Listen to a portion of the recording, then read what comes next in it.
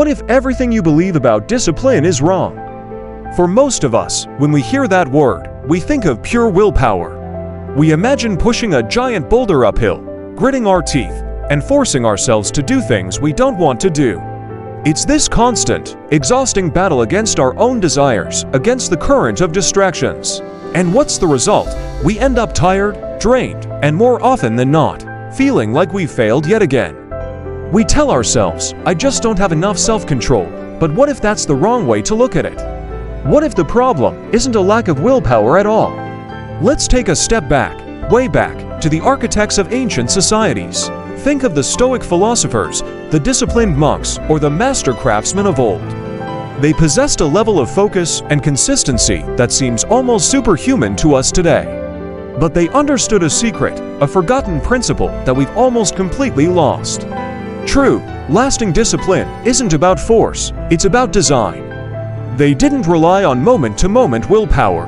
Instead, they built their entire lives, their entire environments, around routines that made the right actions the easiest actions.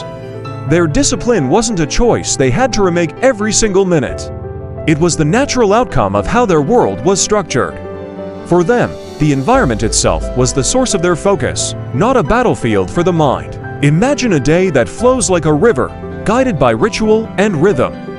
Waking at dawn wasn't a struggle, it was simply what happened.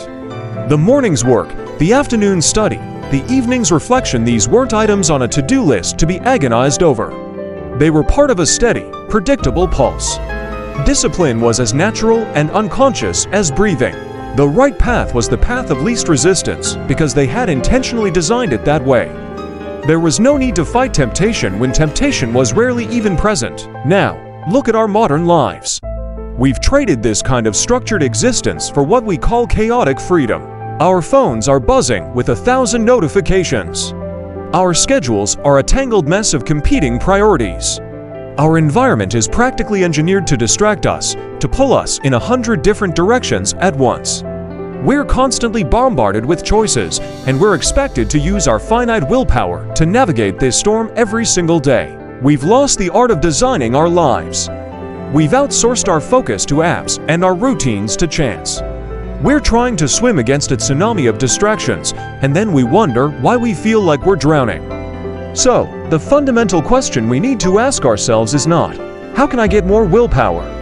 That's like asking how to get stronger so you can hold back the ocean. It's a losing battle. The real question, the far more powerful question is, how do I redesign my life so that discipline becomes inevitable again? How can we build an environment, a schedule, a set of routines that gently and automatically guide us toward our goals? How do we make focus the default setting, not a rare and precious resource we have to fight for? It starts small. It's about creating pockets of order in the chaos.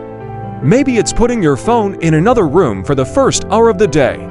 Maybe it's laying out your workout clothes the night before, making that morning run almost automatic.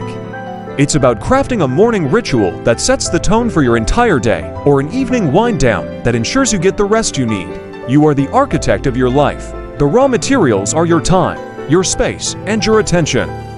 Right now, you might feel like you're living in a house built by someone else, a house designed to keep you busy but not productive.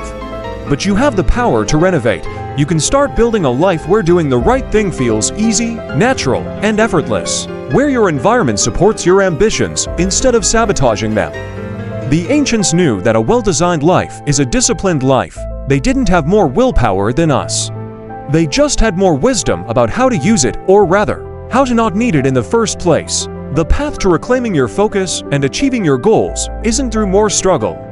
It's through smarter design. Let's start rebuilding. Thank you so much for watching.